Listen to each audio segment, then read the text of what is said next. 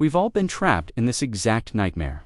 You're face to face with an acquaintance you've met multiple times, and their name is completely wiped from your brain. It's not hiding on the tip of your tongue. It is just a blank slate.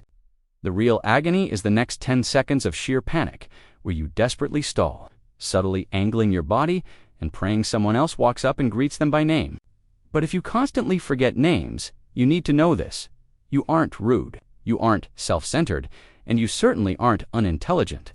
There is a precise neurological glitch happening in your head, and knowing how it works will instantly cure your guilt. Think about the exact second an introduction happens. Your brain is running a massive background operation. It is decoding facial expressions, analyzing vocal tone, calculating social dynamics, and judging your own performance. Into this chaotic storm of mental processing, someone tosses a completely random audio cue, their name. Let's say it's Kevin. To your brain, the word Kevin is useless. Data. It doesn't link to a visual or an emotion. It's an isolated data point dropped into an overloaded system. Researchers actually proved this in 1987 with the famous Baker-Baker paradox. They showed people a picture. One group learned the person worked as a baker.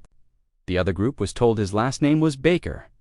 Days later, the group who heard the occupation remembered it flawlessly. Why? Because a profession triggers a massive mental web flower, ovens, early mornings, but a name is semantically empty. Your brain holds on to meaning. Think about an emotional event. You remember the tension in the room, not the exact font on a printed schedule. Names are just the ink on the schedule. The human being is the actual event. Here is the uncomfortable truth. Chronic name forgetters are usually just trapped in their own heads. While the other person is introducing themselves, you are internally panicking. Is my handshake weird? Am I making too much eye contact? The name bounces right off your inner monologue. Psychologists call this the next tin line effect. When we anxiously prepare our own response, we become completely deaf to what was just said. You don't have a broken memory. You have a deeply preoccupied mind. Now, being forgotten hurts. It signals to the person's brain, I wasn't interesting enough to remember. But memory isn't a video camera. It archives emotions and patterns and ruthlessly deletes meaningless syllables during social panic.